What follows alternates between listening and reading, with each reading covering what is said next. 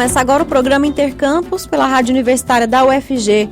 Eu sou Isaura Carrijo e você pode nos ouvir pelo rádio nos 870 AM, pela internet no site radio.ufg.br e também pelo aplicativo Minha UFG.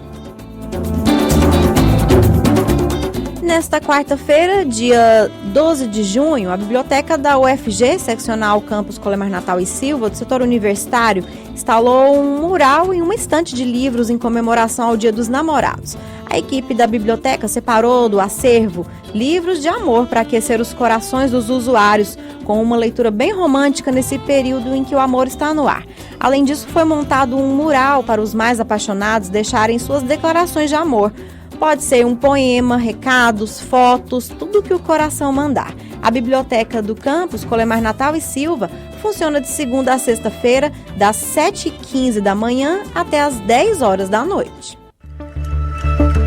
Ouça o Intercampus também pela internet no site da Rádio Universitária ou pelo aplicativo Minha UFG.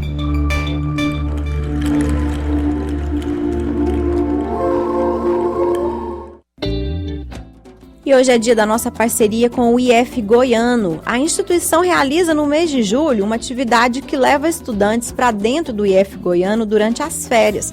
O jornalista Gustavo Martins já está com a gente por telefone para explicar melhor como funciona esse projeto. Bom dia, Gustavo. Bom dia, Isaura. Bom dia para os ouvintes aí do Intercampus. É um prazer estar com vocês aqui mais uma semana. Dessa vez, como você falou, para explicar um pouco dessa atividade que a gente está realizando, que é uma ação pioneira aqui no estado de Goiás, que a gente vai iniciar nesse julho de 2019. O projeto se chama Férias Científicas, Isaura. Esse projeto está acontecendo lá no Campus Séries do IF Goiano, está sendo coordenado pelo Departamento de Extensão da unidade. A gente vai receber 30 estudantes do ensino fundamental de Séries e região para passarem um período de 3 dias nas instalações do campus. Esses estudantes eles vão participar de diversas atividades que vão promover aí o contato com a ciência e tecnologia em diferentes áreas do conhecimento, como ciências da natureza, ciências agrárias, tecnologia da informação e outras atividades. Esse projeto aí, o Férias Científicas, tem o objetivo de proporcionar a esses alunos de escolas públicas de Séries e da região do Vale do São Patrício uma experiência com os 3 pilares que o IF Goiano tem, que é pesquisa, ensino e extensão. E com as ciências aí em suas diversas faces. A programação das férias científicas vai fazer uso de diversos departamentos, laboratórios que o Campus Séries oferta aí para a comunidade. No primeiro dia que eles chegarem lá, esses alunos vão conhecer as unidades de ensino e administrativas e o projeto de ecoterapia, que a gente desenvolve e que atende pessoas com necessidades especiais da região. Durante o período da tarde, eles vão participar de diversas atividades, como identificação de micro-organismos, observações em microscópios, experimentos químicos e físicos, práticas esportivas, cultivo de plantas, oficinas sobre fauna e flora do cerrado, enfim, várias coisas. No segundo dia, eles vão passar pelas instalações de energia solar da unidade, para aprender um pouco sobre como funciona a energia solar, como que a unidade trabalha essa questão, e vão poder conhecer as diferenças entre solos e executar técnicas de cultivos de amostras de vegetais. Além disso, também eles vão executar alguns experimentos químicos e físicos nos laboratórios de Química e Física da unidade e, por fim, vão ter atividades de iniciação à programação com o pessoal da informática, das tecnologias da informação, enfim, com os cursos da área de informática da unidade. No último dia de vivência deles dentro da unidade, eles vão fazer uma trilha, na trilha ecológica que existe lá dentro da unidade, onde eles vão conhecer um pouquinho sobre a fauna e flora do cerrado, sobre questões de preservação, enfim. Tudo isso ligado a essa parte ecológica. Em seguida, eles vão aprender a preparar um composto orgânico, a fazer muda, e também saber um pouquinho sobre biodigestor, enfim, como funciona essa questão toda. E a visita aí vai ser encerrada nesse terceiro dia, com um bate-papo na unidade, para eles relatarem um pouco das experiências que eles viveram, tirarem algumas dúvidas, enfim, fazer um pouco esse bate-papo. A seleção desses estudantes que vai participar do projeto Férias Científicas, ela vai ficar a cargo das 15 escolas convidadas para o projeto, que são nos municípios de Séries, Carmo do Rio Verde, Rialma, Rianápolis e Uruana. Esses participantes que forem selecionados pelas escolas, eles vão ter hospedagem nas residências estudantis do IF Goiano, que o IF Goiano, o Campus Séries, tem uma residência estudantil completa para receber os alunos, além de alimentação também completa, com café da manhã, almoço, lanche e jantar, que vão ser fornecidas aos alunos lá no restaurante estudantil da unidade. Ou seja, um projeto de imersão completa, em que eles vão ficar 3 dias ininterruptamente dentro da unidade, aprendendo um pouco sobre ciência, ensino, pesquisa, extensão, sobre o UF Goiânia e sobre os cursos que a gente oferece também. Essa é uma iniciativa, como eu falei, pioneira no estado de Goiás, que o Campus Sede está iniciando nesse ano de 2019, Isaura, com parceria com as escolas da região. Por enquanto, é isso que a gente tem para informar para vocês hoje. Aqui no Intercampus, a gente agradece o espaço, mais uma vez, cedido pela Rádio Universitária, agradece a atenção dos ouvintes e esperamos voltar na semana que vem com mais informações sobre o UF Goiânia. Isaura. Tá certo, Gustavo. Muito interessante essa iniciativa. Depois você conta pra gente que efeitos aí, que resultados, né, que surgiram depois dessa experiência dessas crianças, que eu fiquei bem interessada, viu? Claro, Isaura, a gente vai esperar aí acontecer essa primeira edição em julho e a gente volta com como os estudantes se comportaram aí com esse primeiro contato com a ciência, digamos assim. Muito legal, Gustavo. Obrigada pela sua participação novamente aqui no Intercampus e até semana que vem. Obrigado, Isaura. Até semana que vem. Nós vamos fazer um intervalo e voltamos já. O Instituto de Ciências.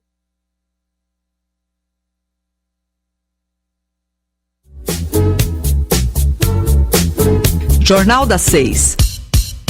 Independência e credibilidade desde 1980, de segunda a sexta, a partir das 6 horas da noite. Não perca!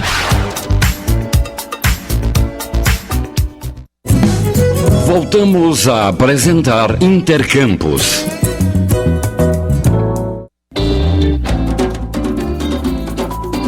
A Faculdade de Direito da UFG realiza o 28º Encontro Nacional do CONPED Goiânia, com o tema Constitucionalismo Crítico, Políticas Públicas e Desenvolvimento Inclusivo. O encontro acontece entre os dias 19 e 21 de junho no Centro de Aulas da UFG, que fica no setor universitário. E é uma promoção do Programa de Pós-Graduação em Direito e Políticas Públicas da Faculdade de Direito da UFG.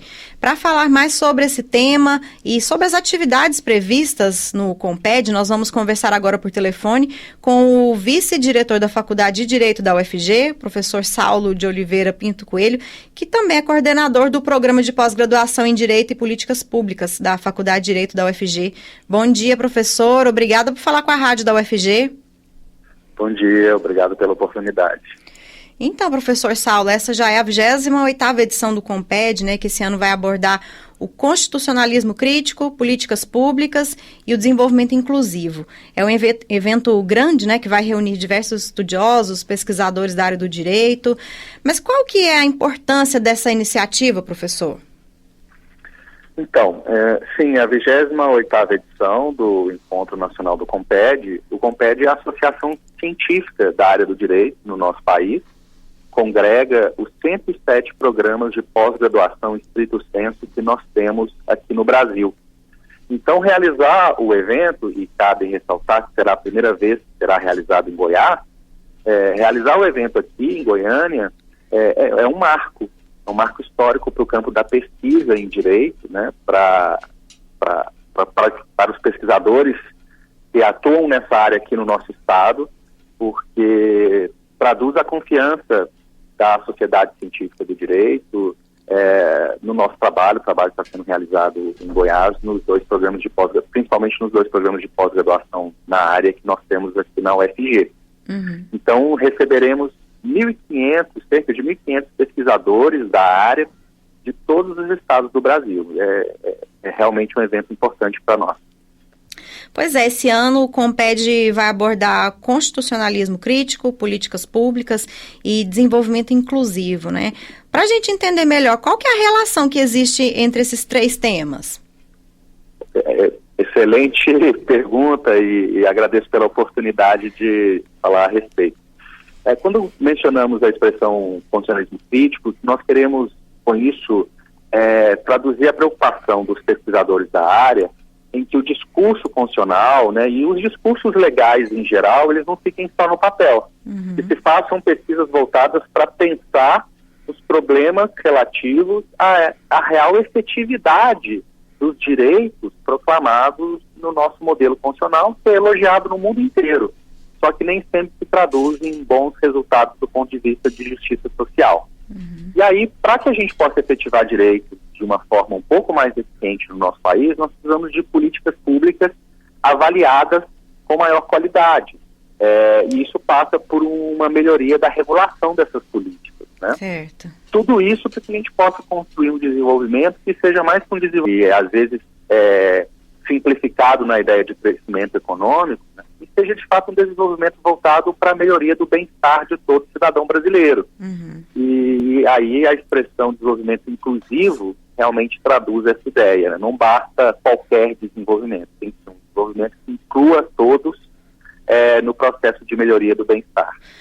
Um dos pontos, então, que serão tratados, né, diz respeito a políticas públicas. Professor, a dificuldade que existe em relação à formulação, implementação, gestão da política pública, é algo que é restrito ao Brasil ou os outros países também enfrentam esse tipo de problema? Olha, no nosso programa de pós-graduação, a gente trabalha nessa interação entre regulação das políticas, implementação e a avaliação das políticas. Uma parte disso envolve saberes jurídicos e outra parte, uma série de outras expertises interdisciplinares. O que a gente identifica é que há países em que essa questão é melhor organizada, porque há uma preocupação maior por parte dessas nações em construir evidências científicas sobre o bom ou mau funcionamento das suas respectivas políticas públicas. E parece que no Brasil a gente discute muito retoricamente as políticas públicas, com argumentos a priori, né, construídos antes de uma avaliação mais concreta dos resultados. E a nossa preocupação é aumentar o volume de conhecimento científico produzido sobre essas políticas, para que esse conhecimento possa orientar um debate público mais eficiente, mais organizado e mais esclarecido acerca das melhores decisões a se tomar sobre como efetivar cada uma delas. Certo. Então, há países como Chile, Inglaterra, Estados Unidos, Alemanha, em que o know-how na avaliação científica das políticas e a prática de absorver essas evidências científicas na tomada de decisão por parte dos governos funciona melhor, realmente. E a gente precisa aprender um pouco com essas nações em alguns aspectos. Lembrando, né, que aprender com essas nações não significa reproduzir acriticamente modelos construídos em outros países aqui na nossa realidade, porque cada país tem sua cultura, seu contexto social, seu contexto econômico, seus desafios, né? Claro. Isso também está no nosso radar, com certeza. Você falou na questão do debate, né? E como é que fica, professor, a questão da participação do cidadão na formulação, no acompanhamento das políticas públicas? Então, nós também estamos pesquisando muito recentemente na área do direito e sobretudo na área do direito público, a questão da participação social na regulação, na formulação e no controle das políticas públicas. Temos algumas pesquisas no nosso programa a respeito do tema, por exemplo, pesquisas que estudam a efetiva participação social nos conselhos municipais, na formulação das políticas locais, né?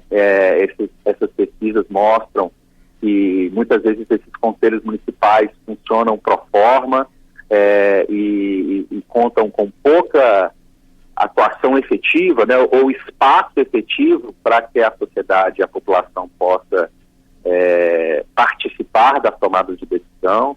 Temos pesquisas também sobre o funcionamento da Lei de Acesso à Informação, que mostram que em alguns pontos, em alguns temas específicos, ainda é difícil obter as informações que deveriam ser prestadas pelo Estado.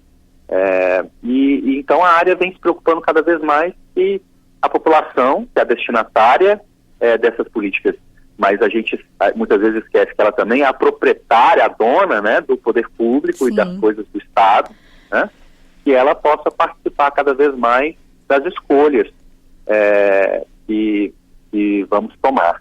É importante que haja cientistas que possam pesquisar e dizer o que a ciência indica como as melhores escolhas, né? Mas essas escolhas não podem ser feitas por nós cientistas. Nosso papel é fornecer as informações de uma forma mais precisa, mais organizada, para que a população possa ela própria construir um debate público essas escolhas. Então esse também é outro desafio que está na pauta desse grande evento que vamos fazer aqui em Goiânia. Certo. Bom, vamos falar um pouco então da programação do Comped, né, que vai de 19 a 21 de junho. A abertura vai ser no dia 19, né, no auditório do Centro Cultural Oscar Niemeyer, e nos dias 20 e 21 de junho o evento acontece na Universidade Federal de Goiás, no Centro de Aulas D, que fica na Praça Universitária, né, ao lado da Faculdade de Direito. Em linhas gerais, professor, o que está previsto para acontecer nesses 3 dias de evento? Então, na abertura nós vamos ter uma conferência principal, será feita pelo professor Ingo Sarlet, que é uma referência na área de direito constitucional, pesquisa já há décadas o problema da dignidade humana e a regulação disso na ordem constitucional. E aí nós vamos também ter na abertura várias atividades culturais voltadas para mostrar, né, o que nós temos aqui em Goiás. Eu acho importante também divulgarmos, né, as belezas e a complexidade cultural do nosso estado, que é muito mais do que um estado rural, né, um estado complexo. Já temos uma capital pujante e nem sempre todo mundo no Brasil conhece essa complexidade, e a gente quer usar a abertura para mostrar isso para os demais estados brasileiros. Nos outros dias nós vamos ter 12 painéis temáticos com grandes experts do Brasil e de outros países discutindo temas relacionados a essa questão das políticas públicas e do desenvolvimento inclusivo. E mais de 50 grupos temáticos, grupos de trabalho, né, discutindo em áreas específicas as pesquisas jurídicas mais recentes, né, os resultados mais recentes das pesquisas jurídicas feitas no nosso país. Uhum. Nesses mais de 50 grupos temáticos serão apresentados cerca de 1.100 trabalhos científicos que foram previamente avaliados e aprovados pelo Conselho Nacional de Pesquisa e Pós-Graduação em Direito, o CONPED, para serem devidamente apresentados aqui no nosso evento em Goiânia. Certo. Bom, para quem tiver interesse em participar como ouvinte, ainda dá tempo de se inscrever, professor? Sim, é possível se inscrever, vale a pena, porque o volume de painéis e de pesquisas a serem apresentadas é realmente grande, e certamente muitas coisas irão interessar a cada um dos estudiosos da área. É uma oportunidade também para construir network, conhecer pesquisadores de outros estados que também se interessam pelos mesmos temas, e aí os ouvintes podem se inscrever pelo site do Comped, que é comped.org.br, Comped com N de conselho, e lá no site tem uma aba específica para o nosso evento e para a realização da inscrição como ouvinte. Perfeito. Nós conversamos com o vice-diretor, né, da Faculdade de Direito da UFG, professor Saulo de Oliveira Pinto Coelho, sobre o Comped, esse evento que acontece de 19 a 21 de junho no Centro de Aulas D, setor universitário. Professor, muito obrigada pela sua entrevista aqui para a Rádio Universitária. Eu que agradeço. Tenha um bom dia. Obrigada. Bom dia, professor. Estamos apresentando Intercampus. Começaram ontem as inscrições do programa Universidade para Todos, o ProUni. São ofertadas para o segundo semestre desse ano em torno de 170 mil bolsas de estudo em todo o país. O prazo para inscrições vai até o dia 14 de junho. Os estudantes que estão concorrendo a vagas em instituições públicas de ensino superior podem consultar o resultado do Sistema de Seleção Unificado, SISU, na página do programa. A lista dos selecionados na chamada única foi divulgada no início dessa semana. As matrículas podem ser realizadas de hoje até o dia 17 de junho. Ao todo, nesta edição, são ofertadas 59.028 vagas em 76 instituições públicas de ensino de todo o país. Vale lembrar que a UFG não participa desse SISU de meio de ano.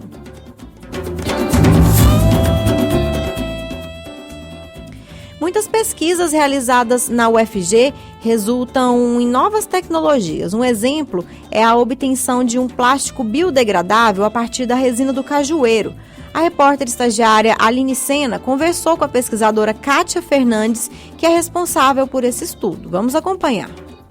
O Instituto de Ciências Biológicas, ICB, da Universidade Federal de Goiás, UFG, que desenvolve pesquisas na área biológica e também de outras disciplinas, criou com a resina do cajueiro um filme plástico muito utilizado para a proteção de alimentos. A coordenação da pesquisa foi da professora Kátia Fernandes. E é com ela que a gente conversa agora por telefone. Bom dia, professora Kátia. Bom dia, Aline. Como surgiu a ideia de desenvolver o filme plástico com a resina extraída da casca do cajueiro? Essa ideia nasce de uma preocupação muito grande, que já é um assunto, né, não só do Instituto, mas de todos nós, com o meio ambiente. A deposição de plástico, esse plástico proveniente da indústria da petroquímica, o ambiente não aguenta mais. Nós temos visto os resultados desse uso indiscriminado de plásticos nas enchentes, nos alagamentos, nos desmoronamentos. A gente está vendo a vida marinha, a vida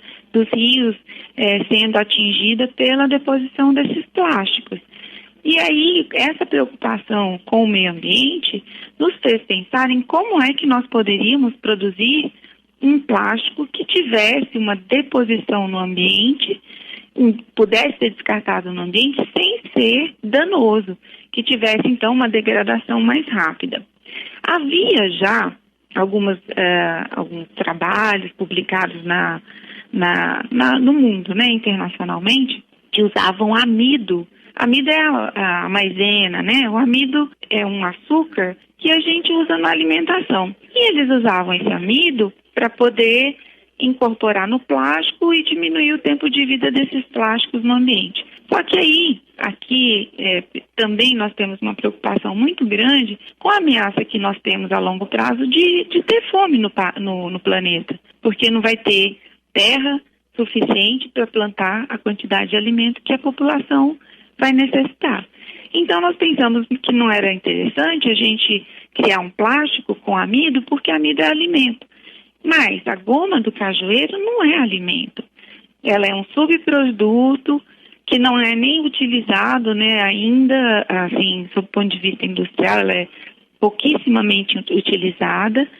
Ela é um açúcar, é um polissacarídeo, e que ela dá essa mesma qualidade de biodegradabilidade quando inserida no plástico. Então, veja, seria tentar resolver o problema ambiental do plástico, tornando biodegradável e, ao mesmo tempo, sem utilizar algo que fosse fonte de alimento. Ao contrário, usando um subproduto que é descartado, que não é utilizado ainda pela indústria.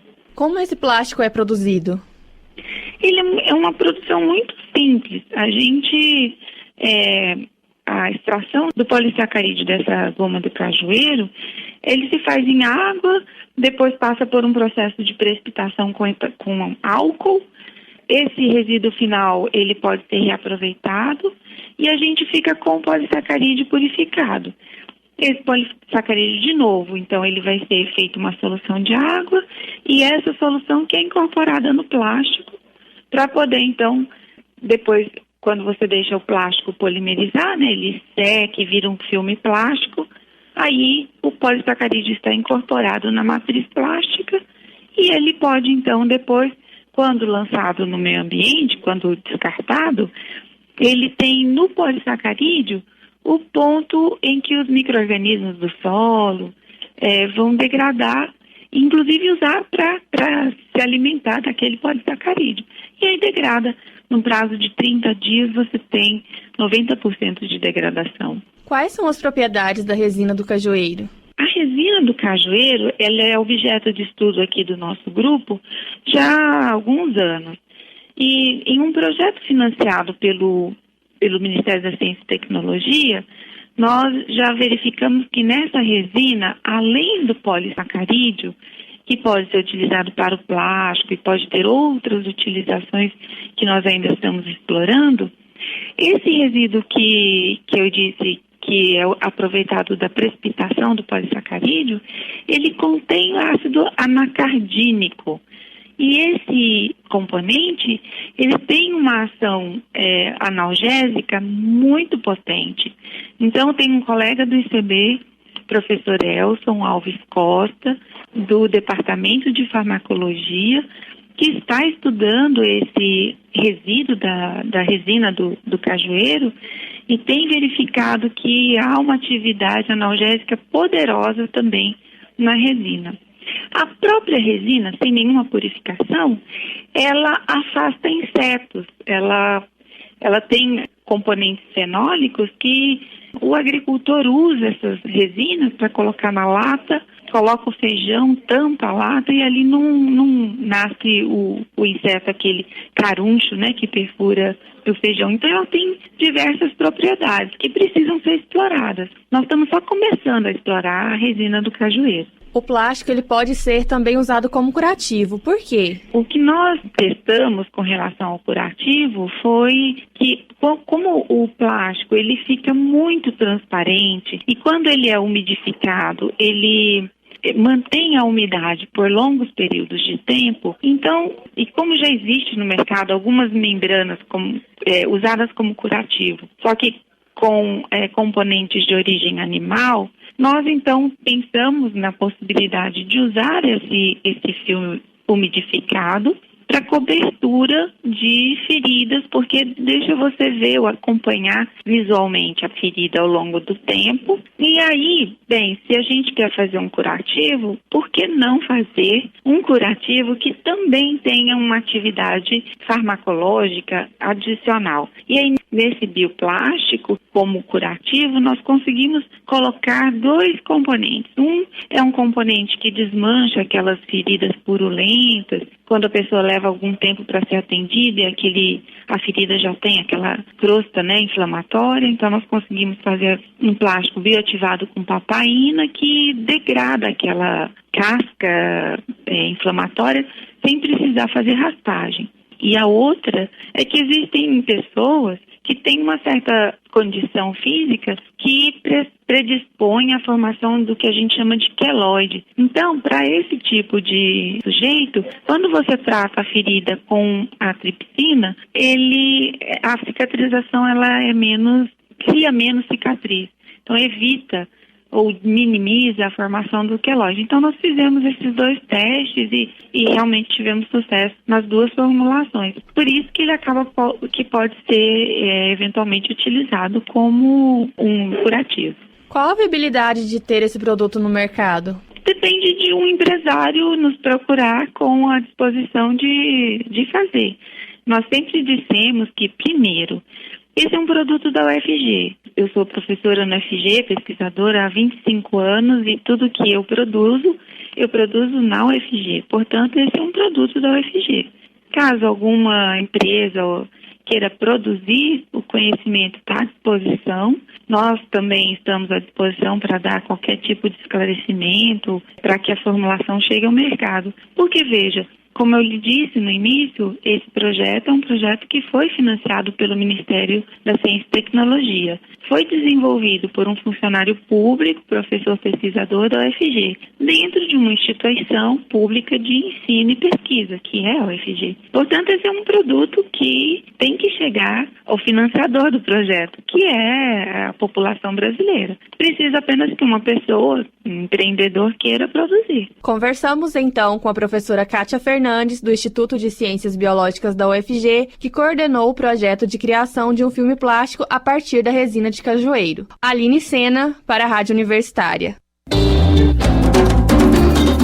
E com essa entrevista a gente encerra o Intercampus de hoje. Os trabalhos técnicos foram de Thiago Damaso.